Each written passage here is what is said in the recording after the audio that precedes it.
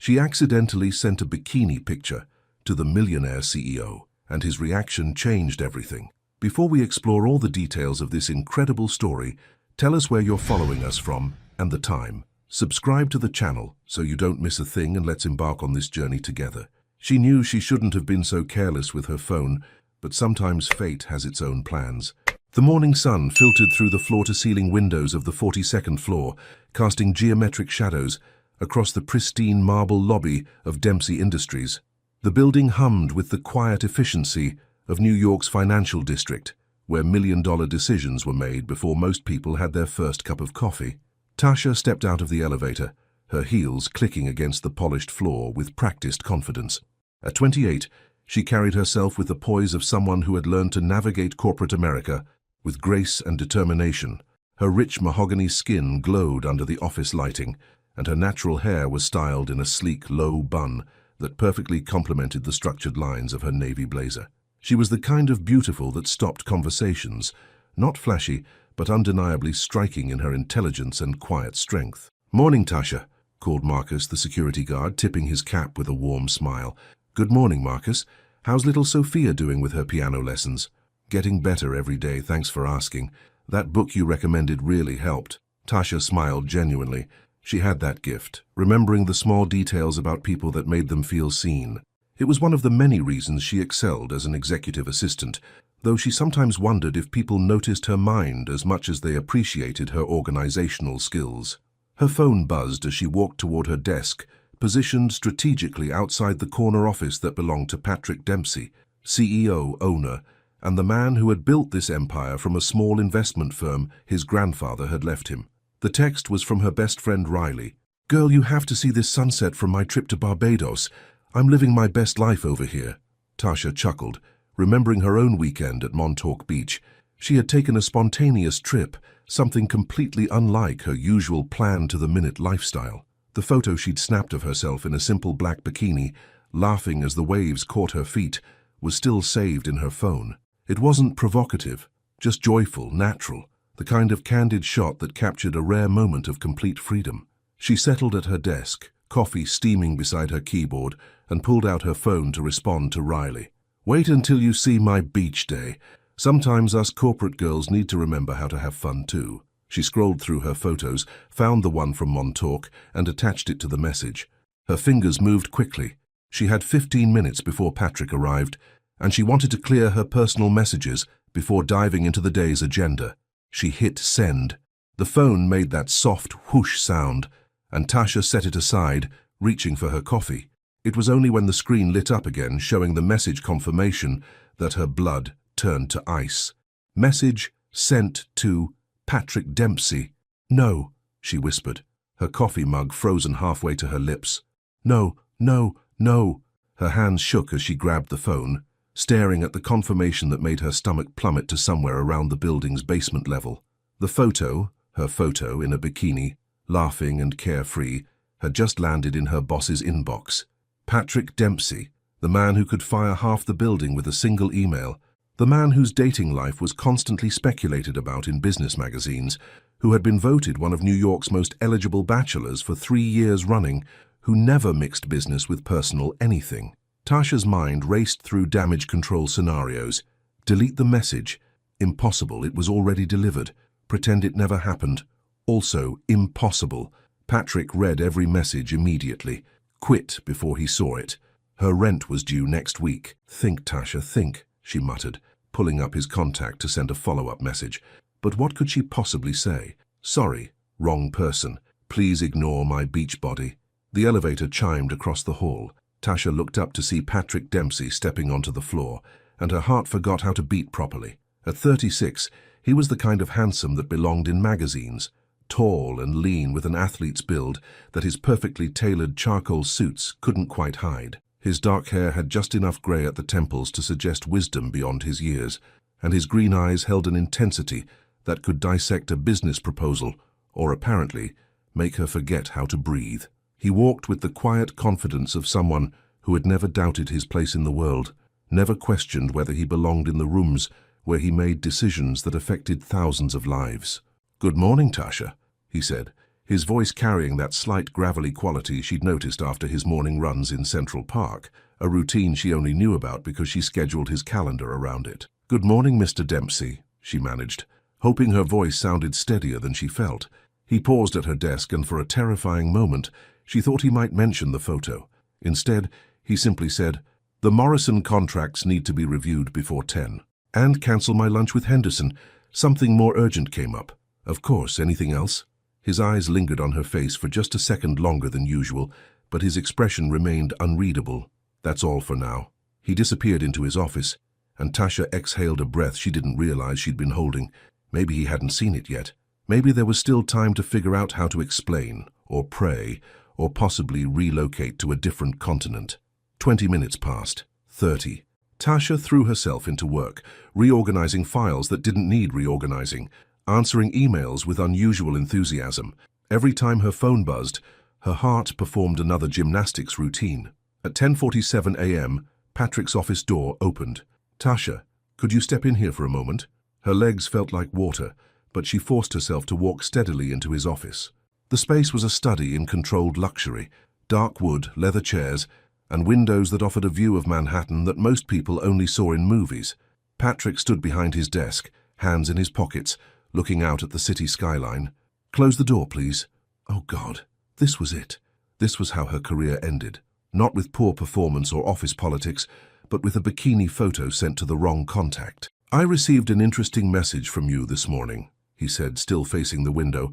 Tasha's mouth went dry. "Mr. Dempsey, I can explain—" "Can you?" He turned around, and there was something different in his expression. Not anger exactly, but something she couldn't quite identify. "Because I'm curious about the explanation for—" He paused, and in that silence, Tasha felt her entire professional life hanging by a thread. "For why you've been hiding the fact that you have an actual life outside this office." And in that moment, she realized this conversation was going to change everything, though she had no idea if it would destroy her world or rebuild it entirely. Sometimes the most dangerous conversations are the ones that start with kindness. Tasha blinked, certain she had misheard. "I'm sorry, what?" Patrick leaned against his desk, crossing his arms in a way that made his expensive shirt pull slightly across his chest. The gesture was casual, almost intimate, nothing like the formal distance he usually maintained. "In 3 years, I've seen you arrive before anyone else, leave after most people have gone home, and handle crises that would make seasoned executives break into a cold sweat. But I've never seen you relaxed." His green eyes held hers steadily. "Happy, even." "Mr. Dempsey, Patrick," he corrected quietly. "And you're not in trouble, Tasha, far from it." The relief that flooded through her was so intense, she had to grip the back of the leather chair to steady herself. "I can't apologize enough for the inappropriate message. It was meant for my friend Riley, and I was distracted and—" "Stop." The word was gentle, but firm. "You're apologizing for being human." He moved around the desk, and suddenly the spacious office felt smaller, more intimate. Patrick had always been tall. She knew that intellectually. But standing this close, she could see the faint lines around his eyes that spoke of long nights and difficult decisions, could catch the subtle scent of his cologne mixed with something that was purely him. "Do you know what I thought when I saw that photo?" he asked. Tasha shook her head, not trusting her voice. "I thought, there she is, the real Tasha.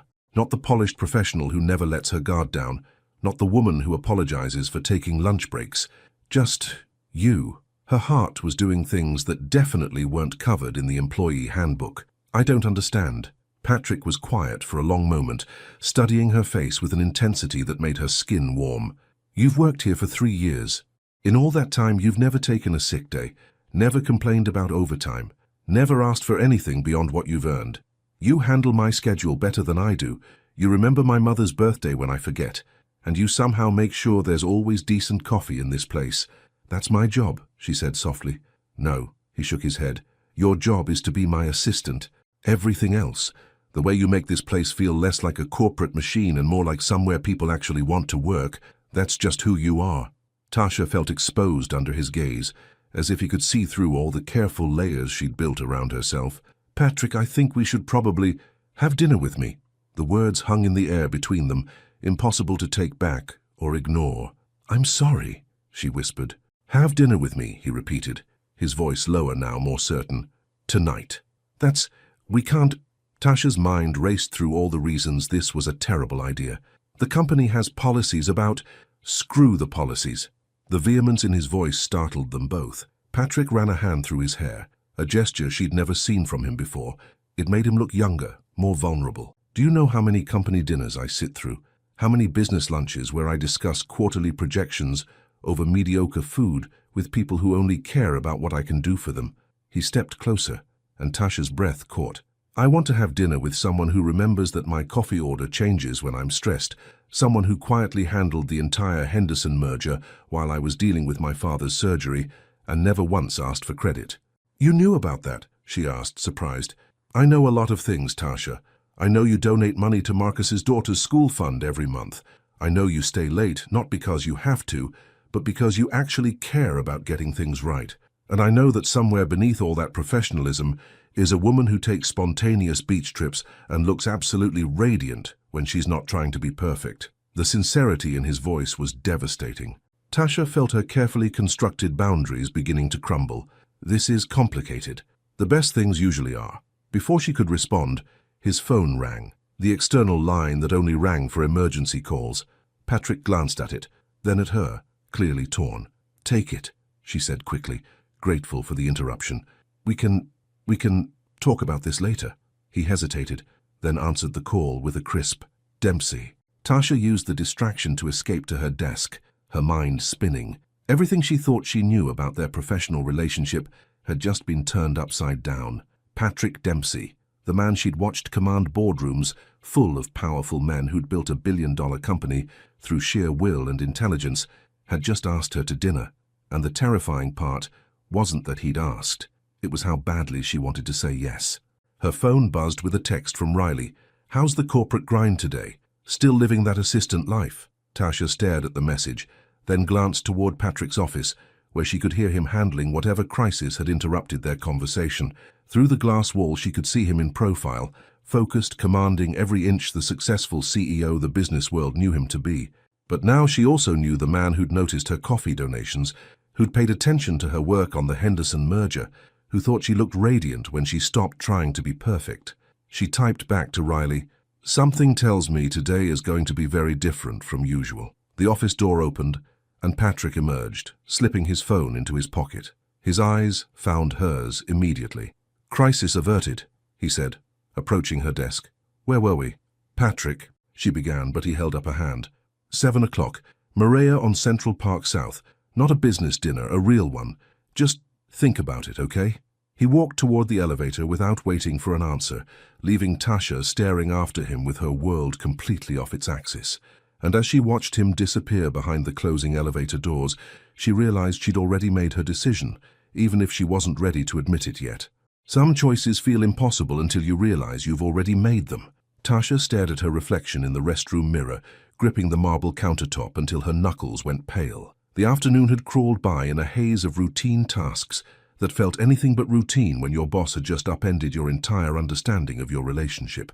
Get it together, she whispered to herself. It's just dinner. But even as she said it, she knew it was a lie. Nothing about Patrick Dempsey was just anything. Her phone buzzed, a text from her sister Zara. Mom wants to know if you're bringing anyone to Sunday dinner this week. I told her you're too busy being a corporate robot to date. Tasha almost laughed. If only Zara knew that her corporate robot sister was currently having a crisis over her billionaire boss asking her out. She typed back, Still robotically single. Tell Mom I'll bring dessert instead of a boyfriend. The response came quickly. She says dessert doesn't give her grandchildren. Her words, not mine. This time Tasha did laugh, though it came out shaky. Her family lived in a comfortable middle-class neighborhood in Queens, where her mother ran a small accounting practice and her father taught high school history. They were proud of her success, but they also worried that she'd lost herself somewhere in the Manhattan skyline. Maybe they weren't wrong. She checked the time, 4:30 p.m. 2.5 hours until 7 o'clock. 2.5 hours to decide whether she was brave enough to cross a line she'd spent 3 years carefully avoiding. Back at her desk, Tasha tried to focus on quarterly reports, but her eyes kept drifting to Patrick's office.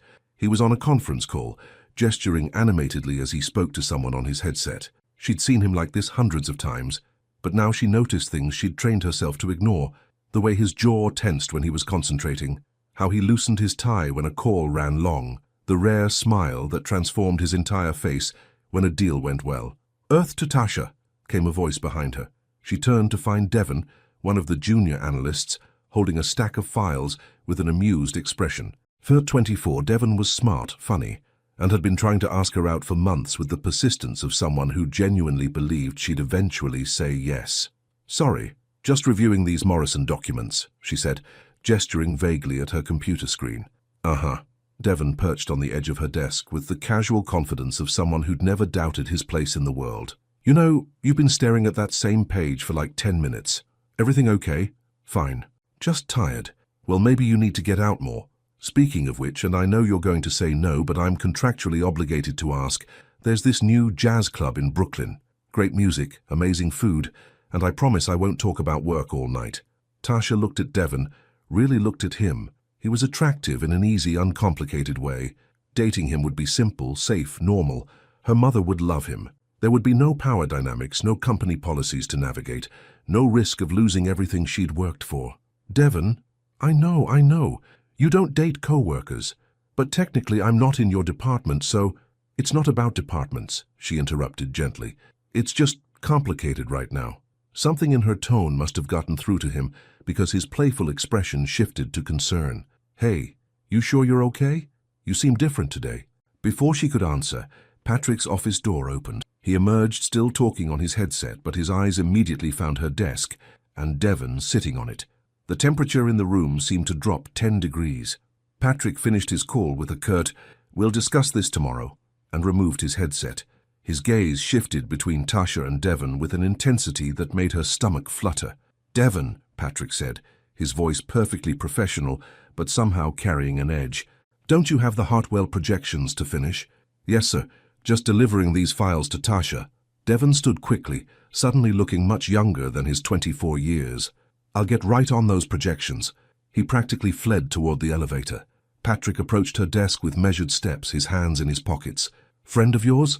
"Co-worker," Tasha replied carefully. "He seems attentive." There was something in his tone, not quite jealousy but definitely territorial, that sent an unexpected thrill through her. "He's a good analyst." "I'm sure he is."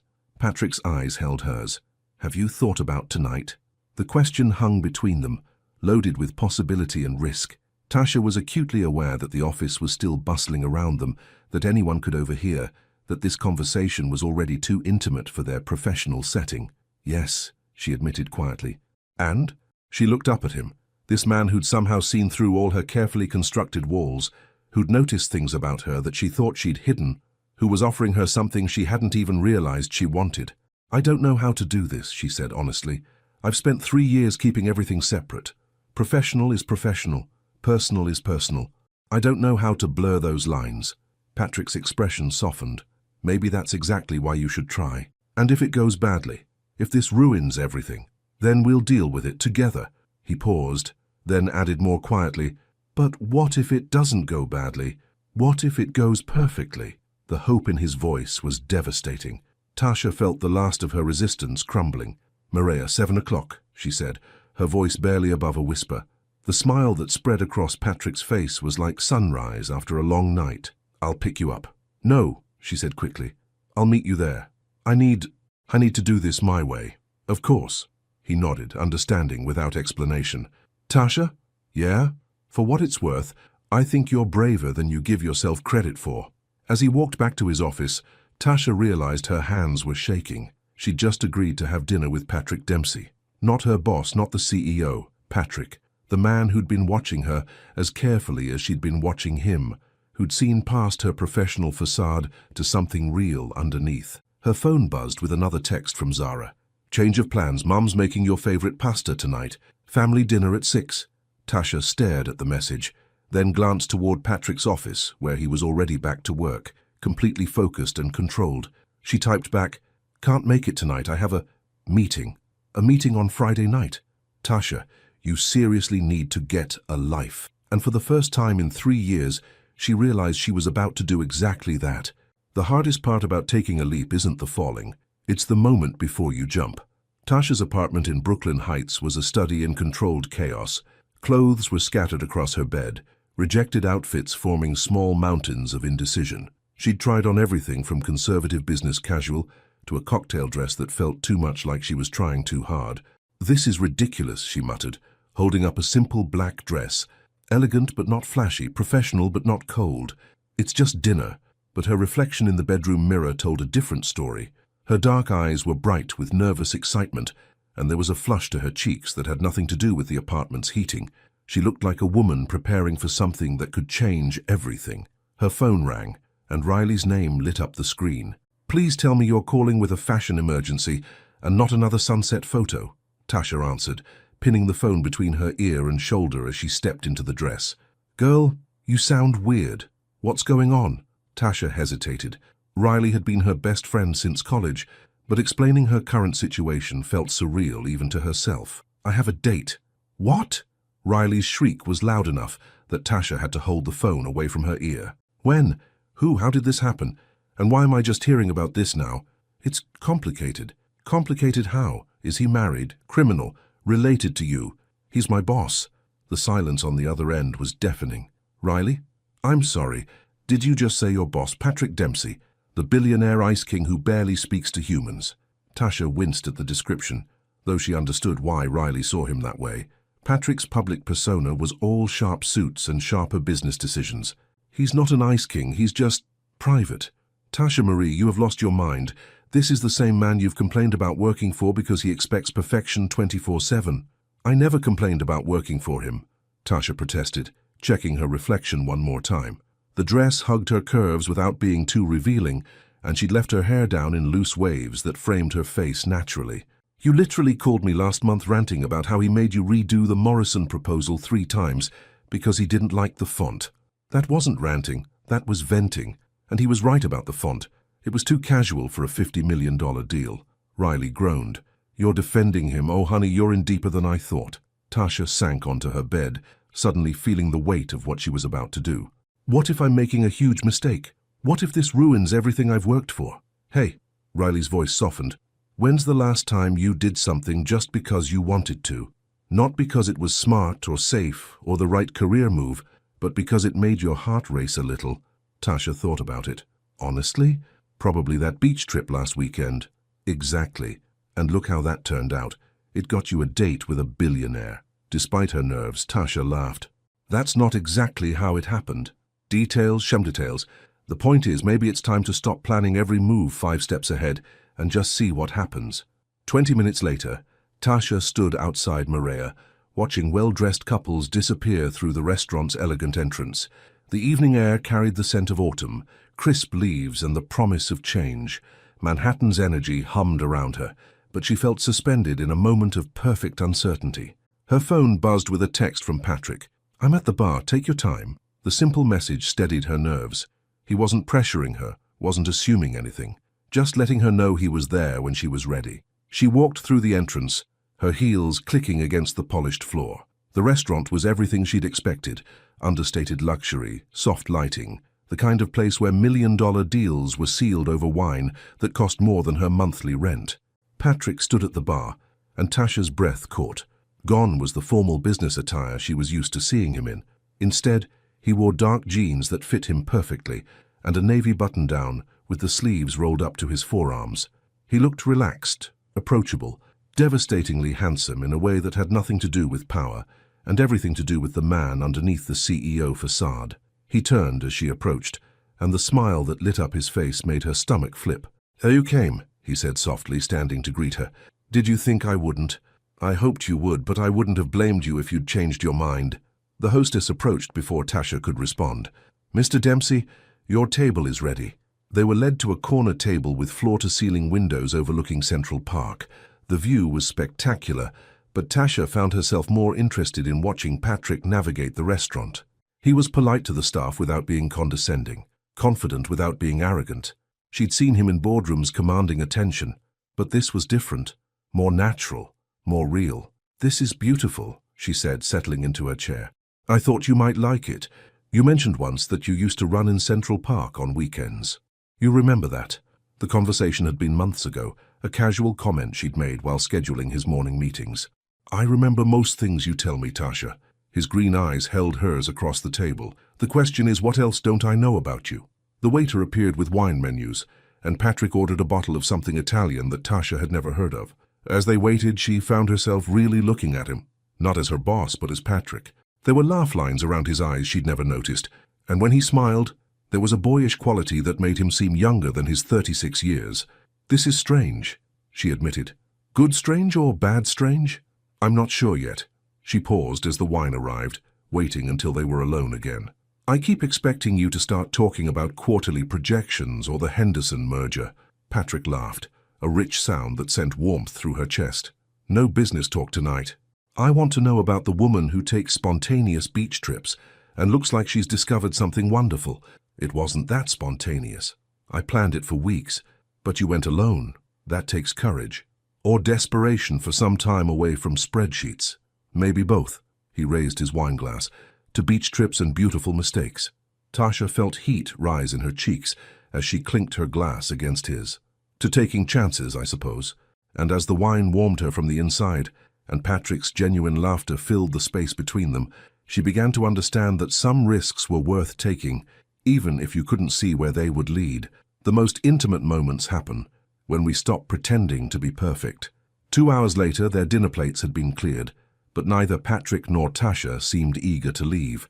The restaurant had grown quieter as the evening progressed, and their corner table felt like its own private world, insulated from the rest of Manhattan by wine, laughter, and the kind of conversation that revealed layers neither had expected to share. "So let me get this straight," Patrick said, leaning back in his chair with an amused smile. "You have a master's degree in business administration, you speak 3 languages fluently, and you once talked a potential investor out of backing our biggest competitor. But you're telling me you're just an executive assistant?" Tasha swirled the wine in her glass, avoiding his gaze. "I like what I do. There's satisfaction in making sure everything runs smoothly." "That's not what I asked." His voice was gentle but persistent. "Why are you hiding behind that job title when you could be running your own company?" The question hit closer to home than she'd expected. Tasha had asked herself the same thing countless times, usually at 2 a.m. when she couldn't sleep, and her mind wandered to all the paths she hadn't taken. "Maybe because it's safer," she admitted. "I grew up watching my parents work twice as hard as everyone else just to prove they belonged. My mom built her accounting practice from nothing, but she still gets clients who are surprised she knows what she's doing. My dad has been teaching for 15 years, but he still gets parents who request a more experienced teacher for their kids." Patrick's expression grew serious. "And you think staying in a support role protects you from that? I think it's easier to be excellent at something people expect you to do well than to fight for something they don't think you deserve." The honesty of her own words surprised her. She'd never articulated that fear so clearly before, not even to herself. "That's bullshit," Patrick said softly. Tasha's eyebrows shot up. "Excuse me? You heard me. That's complete bullshit, and you know it." He leaned forward, his intensity focused entirely on her. "Do you think I built this company by playing it safe? Do you think I became a billionaire before 40 by worrying about what people expected from me? That's different. You're, what? White, male, born with advantages you didn't have." His voice remained low, but there was steel in it. "Yes, I was. And that's exactly why I recognize excellence when I see it, regardless of who's demonstrating it." Tasha felt something crack open in her chest, a wound she'd been protecting for so long she'd forgotten it was there. "You want to know why I really asked you to dinner?" Patrick continued. "It wasn't just because of that photo, though seeing you happy and unguarded was a revelation. It's because in 3 years of working together, you've challenged me more than any board member, any competitor, any business partner I've ever dealt with. And you did it while pretending to be just my assistant." "Patrick, the Henderson merger? That wasn't my strategy. It was yours. You left those suggestions on my desk every morning until I was smart enough to listen. The Morrison contracts. You caught the liability clause that would have cost us millions. The Hartwell deal that everyone said was impossible. You figured out how to make it work." Tasha stared at him, speechless. She'd thought she'd been subtle, thought she'd been careful to frame her ideas as questions or observations rather than directives. "You knew," she whispered. "I've known for a long time. The question is, when are you going to know it?" The waiter appeared discreetly to refill their wine glasses, giving Tasha a moment to process Patrick's words. When they were alone again, She found herself looking at him with new eyes, not as the demanding boss she'd spent 3 years trying to please, but as a man who'd been paying attention in ways she'd never realized. "Why didn't you say anything before?" she asked. "Because I was afraid," he admitted, and the vulnerability in his voice caught her off guard. "Afraid that if I acknowledged what you were capable of, you'd realize you didn't need this job, that you'd leave. And now? Now I'm more afraid of letting you underestimate yourself for another day." Tasha felt tears prick at her eyes, not from sadness, but from the overwhelming relief of being truly seen. "I don't know how to be that person, the one who takes risks, who believes she deserves more." "Maybe you could start small," Patrick suggested, his voice gentler now. "Maybe you could start by having dessert with a man who's been falling for you for months and was too much of a coward to admit it." The words hung between them like a bridge neither could cross back over. Tasha felt her world tilt on its axis for the second time that day. "Patrick, I know this complicates everything. I know it goes against every professional boundary we've established. But Tasha, I can't keep pretending that what I feel for you is purely professional appreciation." She looked at him, really looked at him, and saw past the confidence to the uncertainty underneath. Patrick Dempsey, who commanded boardrooms and closed billion-dollar deals, was nervous because of her. "What are you saying?" she asked quietly. "I'm saying that photo didn't change anything. It just made me brave enough to admit what was already true." He reached across the table, his fingers barely touching hers. "I'm saying that I don't want to be your boss anymore. I want to be the man who gets to see you smile like you did on that beach. I want to be someone worth your taking a risk on." Tasha felt her carefully constructed world crumbling around her, but instead of fear, she felt something that might have been freedom. The walls she'd built to protect herself suddenly felt less like safety and more like a prison. "The dessert menu here is supposed to be excellent," she said finally, her voice barely above a whisper. Patrick's smile was radiant. "I hear the chocolate souffle is worth the risk." And as he signaled for the waiter, Tasha realized she was about to discover what it felt like to stop playing it safe. One perfect, terrifying moment at a time. The morning after you change your life, everything looks different, including yourself. Tasha's alarm went off at 6 a.m., just like every other Monday morning for the past 3 years. But as she reached across her bed to silence it, her hand brushed against something that definitely hadn't been there before: Patrick's business card, with his personal number written on the back in his careful handwriting. The memories of the previous evening came flooding back in vivid detail. The chocolate souffle they'd shared while talking, until the restaurant staff started stacking chairs around them. The walk through Central Park, where Patrick had taken her hand like it was the most natural thing in the world. The way he'd kissed her goodnight outside her apartment building. Soft, tentative, full of promise and possibility. "Oh God," she whispered to her empty bedroom. "What have I done?" Her phone buzzed with a text from an unknown number, though she recognized it immediately. "Good morning. I hope you slept well. No pressure about today. We'll figure it out as we go. P." The message was so perfectly Patrick, considerate, careful, giving her space to process without abandoning her to uncertainty. She stared at it for a long moment, then typed back, "Good morning. See you at the office." It took her 3 attempts to pick out clothes. Everything felt wrong, too formal, too casual, too much like she was trying to signal something she wasn't sure she understood yet. Finally, she settled on a navy dress that was professional, but softer than her usual blazers, paired with the pearl earrings her grandmother had left her. The subway ride into Manhattan was a blur of Monday morning commuters, but Tasha felt separate from all of it, like she was watching the world through glass. Every familiar sight, the same coffee cart, the same newspaper stand, the same route she'd taken for 3 years, looked different when you were a different person walking through it. "Morning, Tasha," Marcus called, as she entered the Dempsey Industries building. "You look nice today. Special occasion?" "Just Monday," she replied, but she could hear the uncertainty in her own voice. The elevator ride to the 42nd floor felt eternal. What was the protocol for this? How did you face someone who'd held your hand under the stars when you'd spent 3 years maintaining professional distance?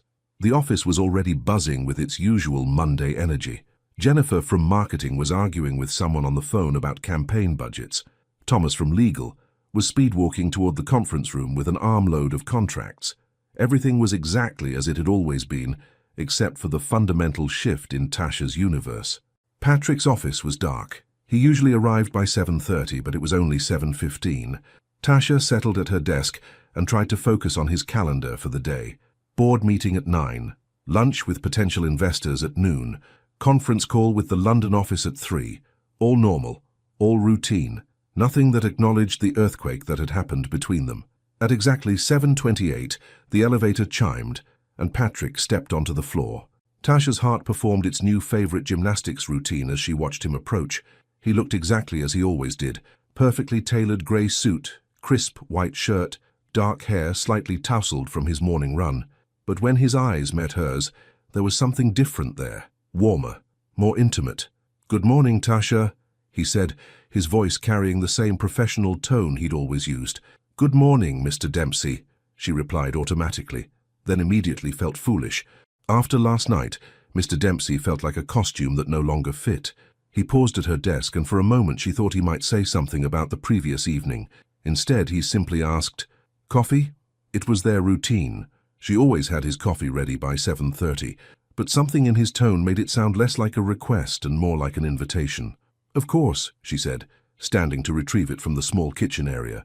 As she prepared his usual, black, no-sugar Ethiopian blend, she became aware that he'd followed her into the kitchen. They were alone for the first time since he'd kissed her goodnight. "How are you feeling?" he asked quietly, leaning against the counter. "Confused," she admitted, not looking at him as she stirred his coffee. "Nervous, like I'm pretending to be someone I was yesterday." "You're not pretending. You're just being yourself in a new situation." She finally looked up at him. "How do we do this, Patrick? How do we be whatever this is and still work together?" "Carefully," he said, honestly, and probably with a lot of trial and error. Before she could respond, Devon appeared in the kitchen doorway, looking harried and clutching a tablet. "Oh, sorry," he said, glancing between them with obvious curiosity. "Didn't realize you were both. I just needed coffee." "Of course," Tasha said quickly, stepping away from Patrick. "I was just finishing up." She handed Patrick his coffee, their fingers brushing for just a moment, long enough for her to feel the warmth of his skin, short enough that Devon probably didn't notice. "Thank you," Patrick said, his voice perfectly professional again. To Devon, he added, "How are those Hartwell revisions coming along?" "Almost finished, sir. Should have them to you by 10. "Excellent." Patrick walked back toward his office, leaving Tasha alone with Devon, who was studying her with obvious interest. "You seem different today," Devon observed, pouring himself coffee from the machine. "Do I?" Tasha tried to keep her voice light. "Yeah. Happier, maybe? Did you have a good weekend?" The question was innocent, but Tasha felt heat rise in her cheeks. "It was eventful." "Well, whatever you did, it agrees with you. You're practically glowing." Before Tasha could figure out how to respond to that, her phone rang. She escaped back to her desk, grateful for the interruption. "Patrick Dempsey's office, this is Tasha." "Tasha, it's Catherine Morrison. Is Patrick available? We need to discuss the quarterly projections before the board meeting." "Let me check his schedule," Tasha said, pulling up his calendar even though she already knew he was free. It gave her something to focus on, besides the way Patrick was watching her through his office window. The morning passed in a blur of routine tasks that felt anything but routine. Every interaction with Patrick was charged with new meaning. The way he said thank you when she brought him documents, the careful distance he maintained when others were around, the text he sent at 10:30 that simply said, "You're doing great." It wasn't until her lunch break that the reality of her situation fully hit her. She was sitting in her usual spot in the small park across from the building, eating a salad and trying to process the past 18 hours, when her phone rang. "Zara," she answered, grateful for her sister's timing. "Okay, what's going on? You missed Sunday dinner, you've been weird all week, and Mom is convinced you're having some kind of crisis." "I'm not having a crisis," Tasha said, though she wasn't entirely sure that was true. "Then what's happening? And don't say nothing because I can hear it in your voice." Tasha looked up at the building where she worked, where Patrick was probably in his board meeting, where everything familiar had become complicated and terrifying and wonderful. "I think," she said slowly, "I might be falling in love with someone completely inappropriate." And as she said the words out loud for the first time, she realized they were already true, had been true longer than she'd been willing to admit. Some secrets have a way of revealing themselves at the worst possible moment. 3 weeks later, Tasha had almost convinced herself they could make this work. She and Patrick had fallen into a careful rhythm, professional during office hours, stolen moments in empty conference rooms, texts that made her smile during boring meetings. It felt sustainable, manageable, like they'd found a way to honor both their feelings and their responsibilities. She should have known it was too good to last. "Tasha, can I see you for a moment?" Linda Hartwell, the head of Human Resources, appeared at her desk with the kind of smile that never meant anything good. Tasha's stomach dropped, but she managed to keep her expression neutral. "Of course." Linda's office was on the 38th floor, 4 floors below Patrick's domain. The elevator ride felt interminable, and Tasha found herself mentally rehearsing explanations for things Linda might or might not know. "Please sit," Linda said, closing the door behind them. She was a woman in her 50s with steel-gray hair and eyes that missed nothing, the kind of person who could smell office drama from 3 departments away. Tasha settled into the chair across from Linda's desk, her hands clasped tightly in her lap. "I'll get straight to the point," Linda began, pulling out a file that looked ominously thick. "There have been some observations about your relationship with Mr. Dempsey." "Observations?" Tasha's voice came out steadier than she felt. "Late meetings that run unusually long, lunch schedules that don't match restaurant reservations, a certain tension between you two that some colleagues have noticed." Tasha's mind raced. Who had seen what? How careful had they actually been? "I'm not sure what you're implying," she said carefully. Linda's expression softened slightly. "Tasha, you're one of our most valued employees. Your work is exemplary. Your dedication is unquestionable, and frankly, Patrick has never functioned better than he has under your support." "Thank you," Tasha managed, "but this company has policies for a reason. Relationships between supervisors and subordinates create liability issues, perception problems, and frankly, they rarely end well for the person with less power." The words hit like a physical blow. Tasha had known this conversation might come, but hearing her worst fears articulated so bluntly made them feel inevitable. "What are you asking me to do?" she said quietly. "I'm asking you to consider a transfer. We have an opening in our Chicago office, senior project coordinator, substantial pay increase, complete autonomy. It would be a fresh start, away from any complications. Chicago, 2,000 miles away from everything she'd built, everyone she cared about, away from Patrick. And if I don't want to transfer?" Linda's pause said everything. "Then we'll need to have a more formal conversation about maintaining professional boundaries." Tasha felt the walls closing in around her.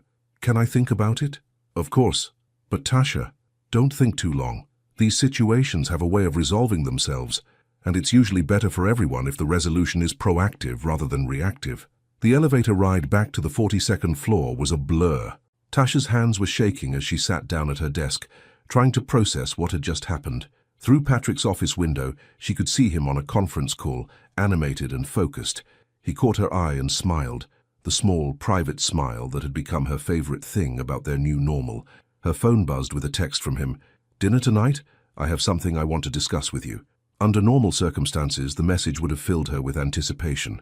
Now it felt like a cruel joke. She typed back, "We need to talk." "But not here." The response came quickly. "Everything okay? I'll explain later." The afternoon crawled by.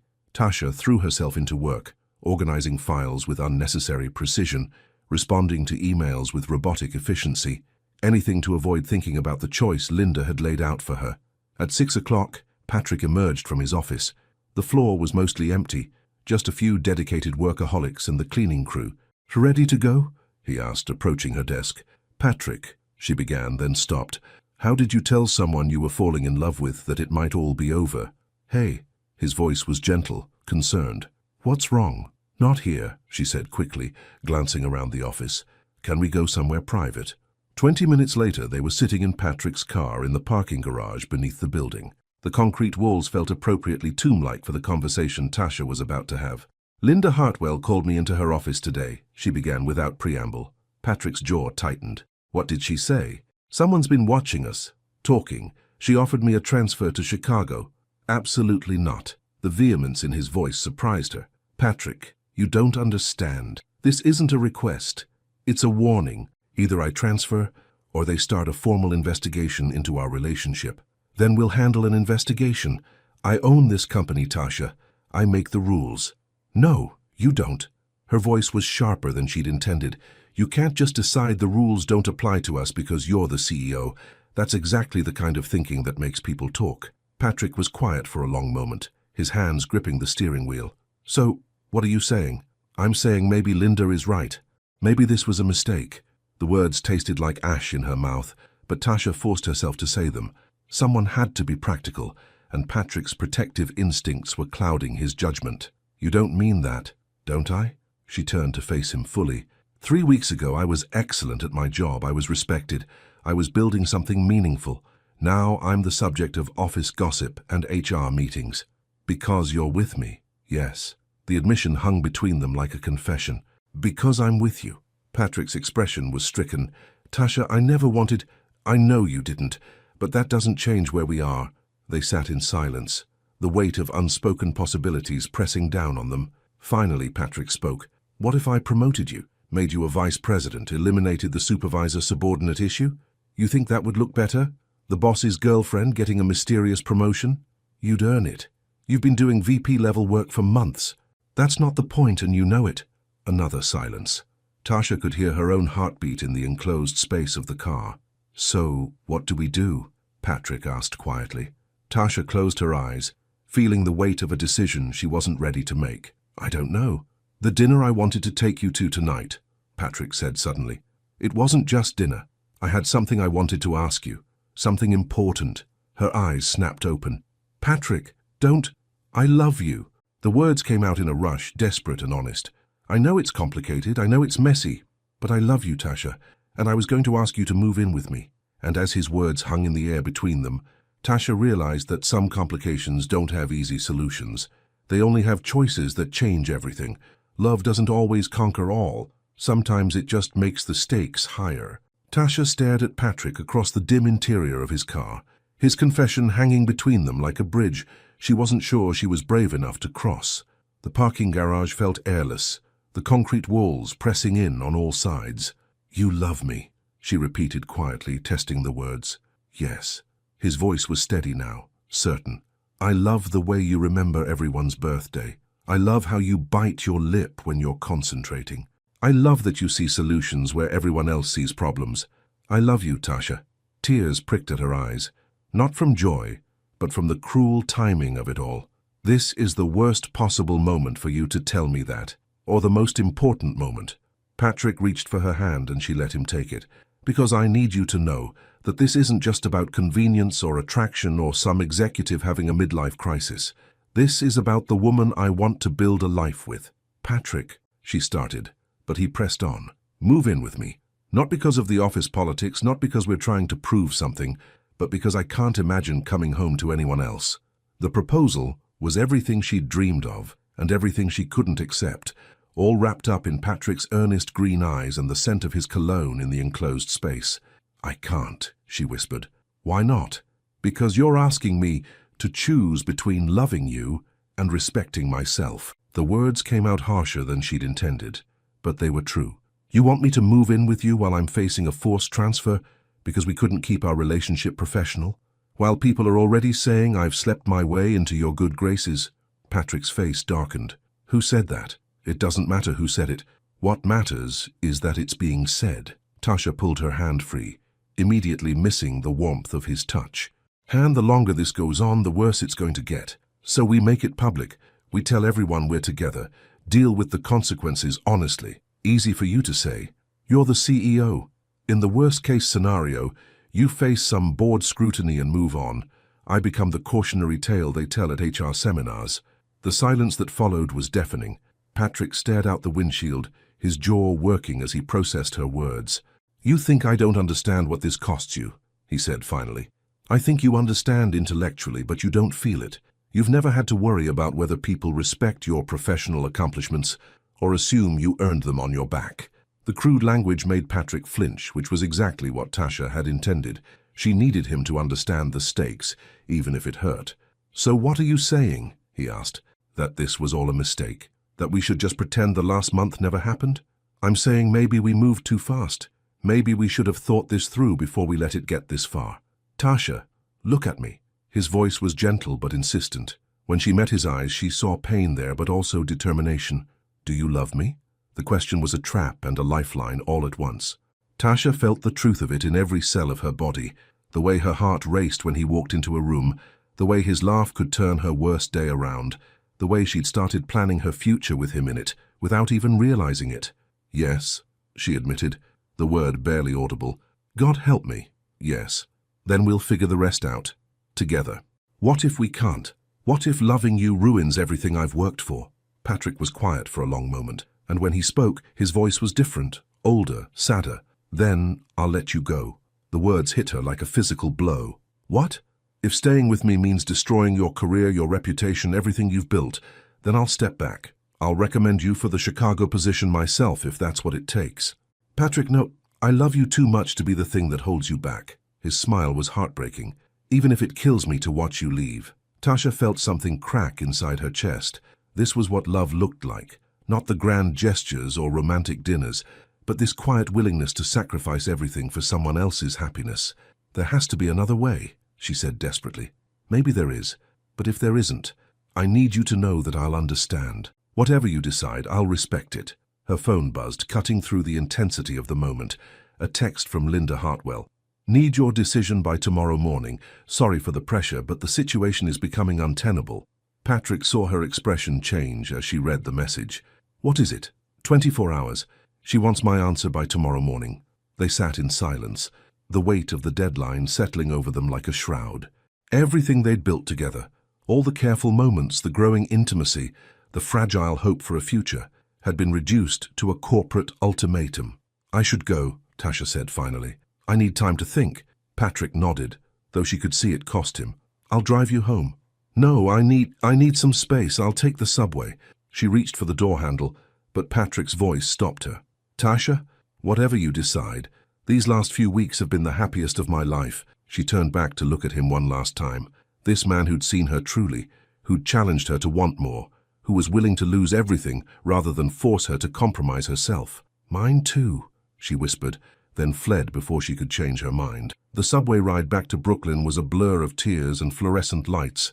Tasha felt like she was mourning something that had never quite existed, the possibility of having both love and career, the fantasy that she could have it all without sacrifice. By the time she reached her apartment, she'd made her decision. She pulled out her laptop and began typing an email to Linda Hartwell. Her hands shook as she wrote the words that would change everything, but her mind was clear for the first time in weeks. And as she hit send on the message that would determine her future, she wondered if choosing herself over love made her strong, or just very, very alone. Sometimes the bravest thing you can do is refuse to choose between who you are and who you love. Tasha stood outside the conference room on the 38th floor at exactly 9 a.m., her resignation letter folded neatly in her hand. She'd barely slept, spending the night alternating between crying and staring at the ceiling, but her decision was final. If the choice was between her integrity and her heart, she'd choose both, by walking away from the situation entirely. Linda Hartwell opened the door with her usual professional smile, but her expression shifted when she saw Tasha's face. Oh, my dear, you look like you haven't slept. I haven't, Tasha admitted, following Linda into the conference room. But I've made my decision. And?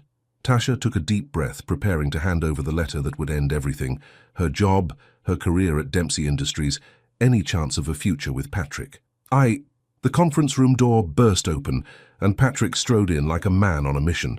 He was dressed impeccably as always, but there was something different in his bearing, a controlled fury that made both women instinctively step back. Linda, he said curtly, not even glancing at Tasha, I need to speak with you. Mr. Dempsey, this really isn't the appropriate time. Tasha and I were just discussing her forced transfer. Yes, I'm aware. Patrick's voice was ice cold. What I'm not aware of is under whose authority you're making personnel decisions about my executive staff. Linda's professional composure faltered slightly. Patrick, there are company policies. Policies that I wrote. Policies that require board approval for any punitive action against senior employees. Patrick finally looked at Tasha, and she saw something blazing in his green eyes that made her heart skip. Did you know that Tasha is considered senior staff? Has been for 6 months, actually. Though we never updated her title. Tasha blinked. What? Executive assistant to the CEO is a senior management position in this company. Has been since I restructured the hierarchy last year, which means any disciplinary action against you requires board review and documented cause. Linda was looking increasingly uncomfortable. Patrick, I was trying to handle this discreetly. No, you were trying to handle this illegally. Patrick's voice never rose, but the authority in it was unmistakable. Forcing an employee to transfer based on unsubstantiated gossip, creating a hostile work environment, Do you have any idea what the legal ramifications of this conversation could be? I was protecting the company. From what? Exactly. A relationship between two consenting adults. Because last I checked, we're not a religious organization with morality clauses. Tasha felt the room spinning around her. Patrick, what are you doing? He turned to her then, and his expression softened completely. What I should have done from the beginning, standing up for us, for you. But the policies are guidelines, not laws, and they certainly don't supersede basic employment rights. Patrick pulled out his phone and began typing. I'm calling an emergency board meeting for this afternoon. We're going to clarify some things about office relationships, professional conduct, and exactly who has the authority to make threats about transfers. Linda looked like she wanted to disappear into the floor. Patrick, perhaps we can resolve this without involving the board. Oh, we're absolutely involving the board. Because apparently some people in this organization have forgotten that harassment based on perceived impropriety is still harassment. Tasha stared at Patrick, seeing him in a completely new light. This wasn't the protective lover from last night. This was the CEO who'd built $1 billion company, the man who could command rooms full of powerful people, and he was using every ounce of that power to protect her. Furthermore, Patrick continued, his attention back on Linda, effective immediately, Tasha's title is being updated to reflect her actual responsibilities, Senior Vice President of Operations, with a salary adjustment to match. Any objections to that promotion can be directed to the board. Patrick, Tasha whispered, but he held up a hand. And Linda, if I hear about any retaliation, any whispers, any attempt to make Tasha's work environment uncomfortable because of this conversation, you'll be explaining your management style to my lawyers. Are we clear? Linda nodded mutely. Excellent. Tasha, could I speak with you privately? Linda practically fled the conference room, leaving Tasha and Patrick alone in the sudden silence. Tasha sank into one of the chairs, feeling like she'd just witnessed a hurricane. You can't just promote me to vice president, she said weakly. I can, and I did. You've been doing the work for months anyway. Patrick sat down across from her, his corporate armor falling away to reveal the man underneath. Tasha, I'm sorry. I should have protected you from this from the beginning. You can't solve everything with executive power. No, but I can make sure you're treated with the respect you deserve. I can make sure no one ever again suggests that your professional success has anything to do with our personal relationship. Tasha looked down at the resignation letter still clutched in her hand. I was going to quit. I know. Patrick's voice was gentle. I could see it in your face yesterday. That's why I spent all night figuring out how to fix this. And if the board doesn't approve the promotion, if they side with Linda, then I'll resign and we'll start our own company. He said it so matter-of-factly that Tasha almost believed he meant it. Tasha, I told you last night that I'd let you go if staying with me meant destroying your career, but I realized something after you left. What? Letting you go would be the easy choice, the cowardly choice. Fighting for you, for us. That's what love actually looks like. Tasha felt tears threatening again, but this time they weren't from despair. You turned the entire corporate hierarchy upside down for me. I'd do it again tomorrow. Patrick reached across the table and took her hands. I love you, Tasha. Not in spite of your strength and intelligence, but because of it. And I want everyone in this building to know that you're here because you're extraordinary, not because you're with me. What if people still talk? Let them talk. They'll figure out pretty quickly that Senior Vice President Tasha Lewis didn't get where she is by accident. Tasha looked at their joined hands, then up at Patrick's face. The fear that had been consuming her for weeks was still there, but it was overwhelmed by something stronger. Gratitude, admiration, and yes, love. Lewis Dempsey, she said quietly. What?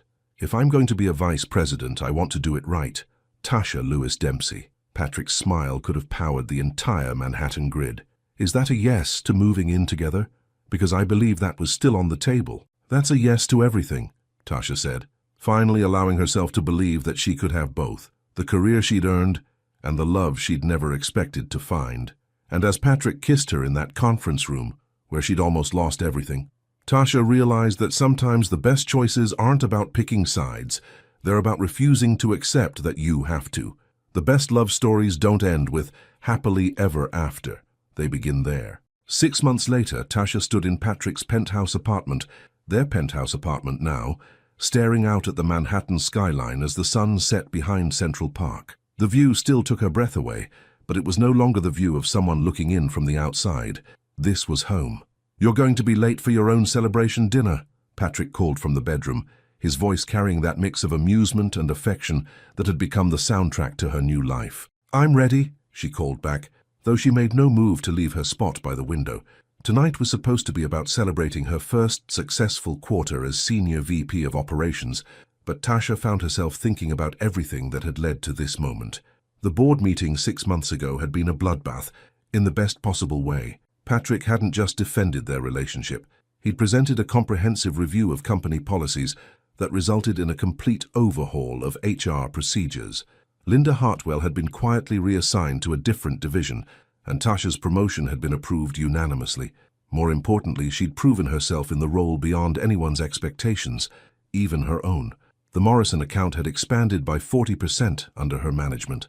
The Chicago office, the same one she'd almost been forced to transfer to, was now begging for her strategies to be implemented nationwide. "Tasha?" Patrick appeared behind her, slipping his arms around her waist. She leaned back against his chest, feeling the solid warmth of him, the security of being known completely. "Just thinking," she murmured, about how terrifying it is to get everything you want." Patrick's reflection appeared beside hers in the window glass. "Second thoughts?" "Never." She turned in his arms, taking in the sight of him in a perfectly tailored black suit that made his green eyes even more devastating. "But sometimes I can't believe this is my life now." "Believe it," he said softly, pressing a kiss to her forehead. "You earned every bit of it." The restaurant Patrick had chosen for tonight was different from Maria, smaller, more intimate, the kind of place where they could actually hear each other talk. As they settled into their corner table, Tasha noticed how naturally they moved around each other now, how the careful distance of their early relationship had evolved into easy intimacy. "So," Patrick said, raising his wineglass, to Senior Vice President Tasha Lewis Dempsey, who just closed the biggest deal in company history. "We're not married yet," Tasha laughed, clinking her glass against his. "It's still just Lewis." "Yet?" Patrick's eyebrows shot up. "That sounds like you've been thinking about it." Heat flooded Tasha's cheeks. They'd been living together for 4 months, and their relationship had settled into something beautiful and sustainable, but marriage hadn't been explicitly discussed. It was more like a shared assumption, a future they both knew was coming but hadn't quite planned. "Maybe I have been thinking about it," she admitted. "Have you?" "Every day," Patrick said simply. "I think about what it would be like to introduce you as my wife instead of my girlfriend. I think about Sunday mornings and retirement plans and what our kids would look like." "Kids?" Tasha's voice squeaked slightly. 2 or 3, smart like their mother, hopefully with your sense of humor and your work ethic." Patrick's smile was soft, dreamy. "They'd probably be CEOs by the time they're 12. "Patrick Dempsey, are you planning our entire future over dinner? Is that a problem?" Tasha considered this. 6 months ago, the idea of someone planning her future would have terrified her.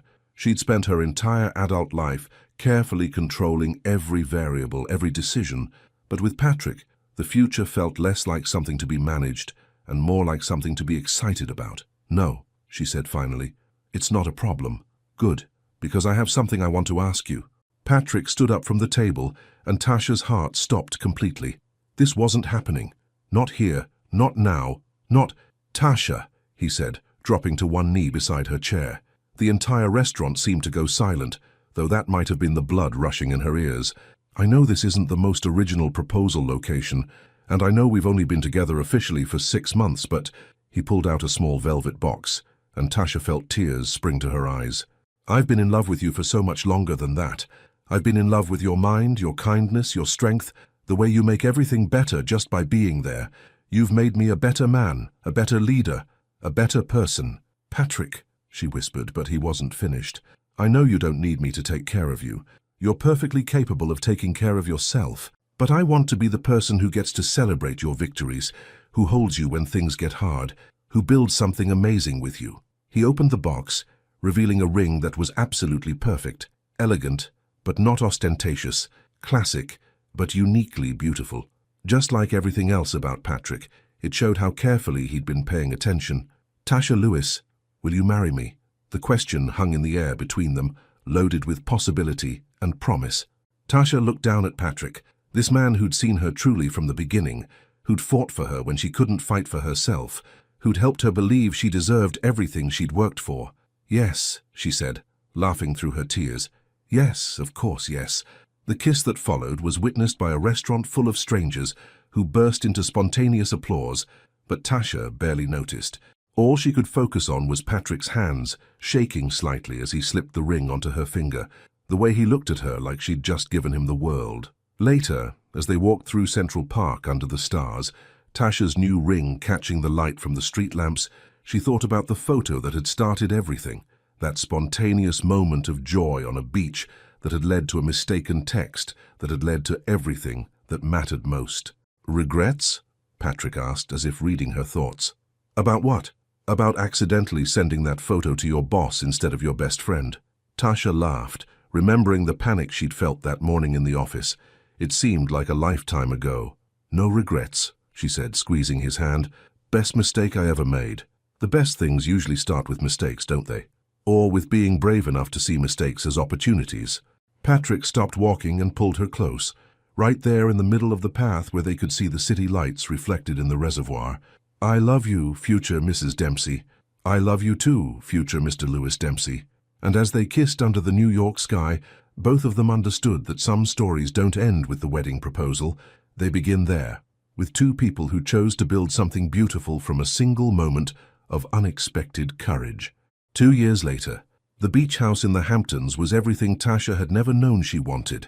Weathered shingles, wide porches, and windows that let in so much light it felt like living inside sunshine. She stood on the deck, watching the waves roll in as the morning sun painted the sky in shades of gold and pink. Coffee's ready, Mrs. Dempsey, Patrick called from the kitchen, and Tasha smiled at the title she still wasn't quite used to. They'd been married for 8 months now, and she still felt a little thrill every time someone called her by her new name. Though at work she'd kept Lewis Dempsey, a perfect compromise that honored both who she'd been and who she was becoming. Coming, Mr. Dempsey, she called back, taking one last look at the ocean. The view reminded her of that day at Montauk Beach. Was it really only 2.5 years ago, when she'd taken that spontaneous photo that changed everything? Inside, Patrick was plating fresh croissants beside steaming mugs of coffee, still in his pajamas, and looking more relaxed than she'd ever seen him during their corporate days. The kitchen was all white cabinets and marble counters, the kind of space that belonged in magazines, but Patrick had insisted on a breakfast nook with mismatched chairs and a view of the garden. Any regrets about taking the weekend off? He asked, handing her a mug with extra cream, just the way she liked it. From our own company? Never. Tasha settled into her favorite chair, tucking her legs under her, though I still can't believe we actually did it. Lewis Dempsey Consulting had been Patrick's idea, but it had become their shared dream. He'd stepped down as CEO of Dempsey Industries exactly 1 year ago, and they'd launched their own firm specializing in corporate restructuring and executive development. It was smaller than what they'd left behind, but it was theirs, built on their terms with their values. Marcus called yesterday, Patrick said, sitting across from her. His daughter got into Columbia, full scholarship. Really? Tasha's face lit up. Marcus had left Dempsey Industries 6 months after they did, but they'd stayed close. That's incredible. Sophia's going to be an amazing lawyer. He wanted to thank you again for writing her recommendation letter. She earned it herself. Tasha paused, smiling at the memory of the serious 12-year-old who used to practice piano in the building lobby while waiting for her father to finish work. Remember when she told me she was going to be the first person in her family to go to college? And you told her she was going to be the first person in her family to graduate from law school. Confidence is everything, Tasha said, echoing something her mother had told her years ago. Patrick's phone buzzed and he glanced at it with a frown. Riley again. She's very insistent about this lunch next week. She's been weird lately, Tasha agreed. Secretive. I think she's seeing someone new and doesn't want to tell me because he's probably inappropriate in some way. Like a boss? Patrick suggested with a grin. Very funny. Tasha threw a piece of croissant at him. For the record, you were completely appropriate. Just terrible timing. The best things usually have terrible timing. They sat in comfortable silence, reading their respective sections of the newspaper, a Saturday morning ritual they'd developed. Patrick worked through the business section, while Tasha caught up on local news, occasionally sharing interesting headlines across the table. Listen to this, Tasha said, reading from her tablet.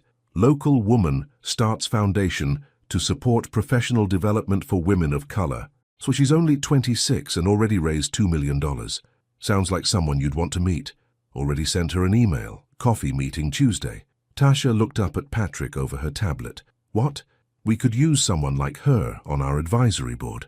I love that you're always thinking 3 steps ahead. I learned from the best. She reached across the table to squeeze his hand. Speaking of which, the presentation for the Morrison Group is ready. Want to practice it this afternoon? On our vacation weekend? It's not vacation, it's remote work. There's a difference. Patrick laughed, bringing her hand to his lips to press a soft kiss to her wedding ring. What did I do to deserve you? Sent an inappropriate text message to the wrong person, Tasha deadpanned. That was you. Details. Later that afternoon, they walked down to the beach, hand in hand. The sand was warm between Tasha's toes, and the ocean stretched endlessly toward the horizon. Other couples and families dotted the shoreline, children building sandcastles, teenagers playing volleyball, elderly couples reading in beach chairs. Take a picture with me, Tasha said, suddenly pulling out her phone. Here? Patrick looked around at the ordinary scene, the unremarkable stretch of beach. Right here, right now. She held up the phone, angling it to capture them both with the ocean in the background. I want to remember this exact moment. Patrick wrapped his arms around her from behind, resting his chin on her shoulder. What's special about this moment? Everything, Tasha said simply. The fact that we're here together, that we built something beautiful from a mistake, that we're happy. She took the photo, and they both looked at the screen. Patrick's hair was messed up from the ocean breeze, and Tasha had sand on her cheek, but they were both laughing, both completely present in the moment. Send it to Riley, Patrick suggested. Let her wonder what you're up to for once. Tasha scrolled through her contacts, found Riley's name, and attached the photo. As she was about to hit send, she paused, remembering another photo, another moment when everything changed. What are you thinking about? Patrick asked, noticing her hesitation. Just how different things could have been. If I hadn't made that mistake, if I'd been more careful with my phone that day. Do you wish you had been? Tasha looked at the photo again, at Patrick's arms around her, at the joy on both their faces, at the evidence of a life she'd never planned but couldn't imagine living without. No, she said, hitting send. I don't wish anything had been different. As they walked back toward the house, the sun beginning to set behind them, Tasha felt the same sense of possibility she'd experienced that day at Montauk Beach, but deeper now, more certain. She'd learned to trust her instincts, to believe she deserved the life she wanted, to take risks that scared her. Patrick stopped suddenly, pulling her close for a kiss that tasted like salt air and promise. I have something to tell you, he said against her lips. What? I love you, Tasha Lewis Dempsey. Still, always. Still and always, she agreed, kissing him back as the waves crashed behind them. Because some love stories begin with mistakes and end with forever, and sometimes, if you're very lucky, forever is just the beginning. Would you have made the same choice Tasha did? What did this story teach you about taking risks for love? Your participation means a lot to the channel. Please share your thoughts in the comments. Thank you so much for watching until the end. If you enjoyed this story, don't forget to subscribe to the channel, leave a like, and comment your thoughts. Your participation is very important to us. See you next time.